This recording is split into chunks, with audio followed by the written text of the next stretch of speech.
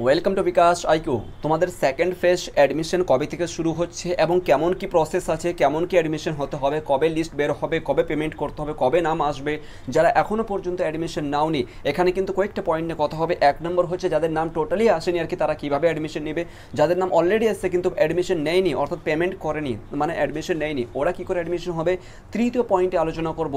Example ধরে রাখো, তুমি সংস্কৃত নিয়েছো, তুমি অ্যাডমিশন অলরেডি হয়ে গেছো, সংস্কৃত বা বেঙ্গলি বা ইংলিশ নিয়েছো, কিন্তু তুমি ওটাতে অনার্স করবে না, তার মানে তুমি ওটাতে করবে না, তুমি অন্য সাবজেক্টে যে অ্যাপ্লাই করেছো ওটা সাবজেক্টে তোমার নেওয়ার ইচ্ছা ছিল, তোমাকে কীরূপভাবে তুমি সেই সাবজেক্টে যেতে পারবে, এ টু জেড সমস্ত তথ্য কিন্তু আজকে আমরা এই ভিডিওতে আলোচনা করতে চলেছি। আর এখানে টোটাল 5টা পয়েন্ট লেখা আছে, এই পয়েন্টগুলোই হচ্ছে সবচেয়ে গুরুত্বপূর্ণ তোমাদের সেকেন্ড ফেজ অ্যাডমিশনের জন্য।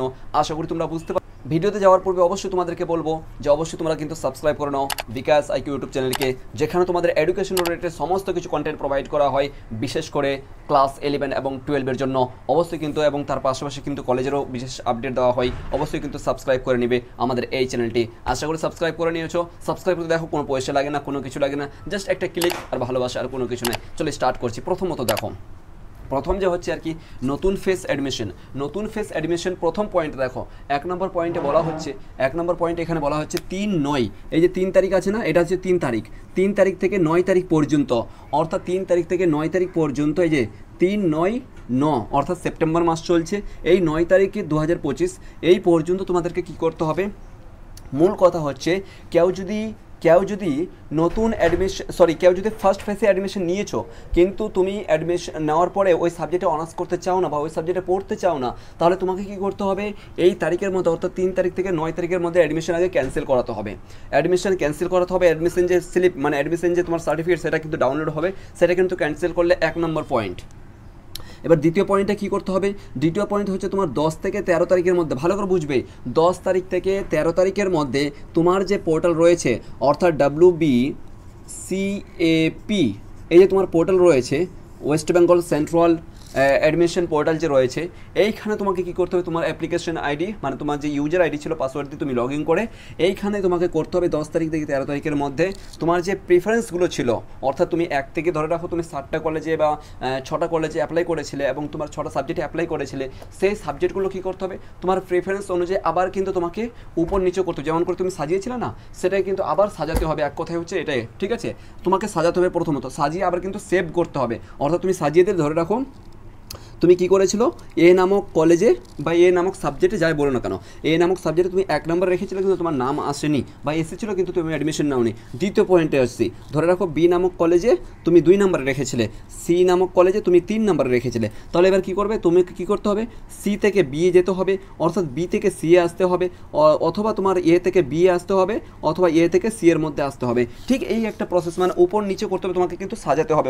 মানে প্রিফারেন্সগুলো যেটা রয়েছে তোমার লিস্টটা, ঠিক আছে। এই তারিখের মধ্যে 10 তারিখ থেকে 13 তারিখের মধ্যেই কিন্তু ওপেন হবে, তারপরে আর কোনো ওপেন হবে না। এরপরে মোস্ট ইম্পর্টেন্ট হচ্ছে তোমার 16 তারিখে, 16 সেপ্টেম্বর টোটাল কিন্তু প্রকাশ হয়ে যাবে, তোমার মেরিট লিস্ট প্রকাশ হবে টোটাল, মানে 16 তারিখের মধ্যে। 16 তারিখের মধ্যে আমি কিন্তু ওদের পোর্টালে মানে আর কি যথেষ্ট পরিমাণ নলেজ নিয়ে কিন্তু আমি মানে কালকে ডিটেলসভাবে জেনেছি আর কি, জেনে কিন্তু একটু লেট হয়েছে তোমাদের কাছে ইনফর্মটা দেওয়ার জন্য, এর জন্য দুঃখিত। 16 তারিখে কিন্তু তোমাদের কি হবে, লিস্ট প্রকাশ হবে, অর্থাৎ তুমি কোন কলেজে চান্স পেয়েছো, তোমার কোথায় নাম এসছে, নাম কিন্তু আসবেই, ঠিক আছে, নাম আসবেই। এবার চলে এসো 4 নম্বর পয়েন্টে, অথবা যদি আর কি ধরো সিট ফুল হয়ে গেছে, তাহলে তোমার যে অন্য যে প্রিফারেন্সগুলো, তুমি তো একটা কলেজে অ্যাপ্লাই করোনি বা একটা সাবজেক্টে অ্যাপ্লাই করোনি, অ্যাটলিস্ট তুমি 5-6টা কলেজে বা 5-6টা সাবজেক্টে অ্যাপ্লাই করেছো, অবভিয়াসলি নাম আসবে, ঠিক আছে। এরপরে কী করতে হবে, তোমার 16 তারিখে কিন্তু চলে আসবে, মানে লিস্টে নাম চলে আসবে। এরপর 17 তারিখে কী করতে হবে, 17 তারিখ একদিন শুধুমাত্র সময় দেবে, এই 17 তারিখের মধ্যেই কিন্তু তোমাকে পেমেন্টটা করতে হবে, পেমেন্ট করে দিতে হবে, 17 তারিখের মধ্যেই কিন্তু তোমাকে পেমেন্টটা করে দিতে হবে। ভালো করে কিন্তু এই ডেটগুলো ভালো করে কিন্তু এরপরে একদিন পর একদিন মানে এই মতন যেতেই থাকবে প্রসেস, কিন্তু একবার যদি একটা জিনিস যদি মিস হয়ে যায়, তার মানে তোমার আর অ্যাডমিশন হচ্ছে না এই বছরে, এটুকু মাথায় রাখো, ঠিক আছে। তো এইটুকু মাথায় রাখবে। তো 17 তারিখে তোমাকে কী করতে হবে, পেমেন্টটা করে দিতে হবে। এরপরে 5 নম্বর হচ্ছে 18 থেকে 20 তারিখের মধ্যে, 18 থেকে 20 তারিখের মধ্যে কিন্তু তোমাকে কলেজে উপস্থিত হতে হবে, যেই কলেজে তুমি কিন্তু অ্যাডমিশন নিয়েছো, পেমেন্ট করেছো, সেই কলেজে তোমার সমস্ত কাগজপত্র নিয়ে, মানে ভেরিফিকেশনের জন্য তোমাকে কিন্তু এখানে যেতে হবে। যখন ভেরিফাই হয়ে গেল, তার মানে তোমার ডান, ফাইনালি কিন্তু তোমার অ্যাডমিশন কমপ্লিট হয়ে যাচ্ছে 17 থেকে 18 তারিখের মধ্যে, ঠিক আছে।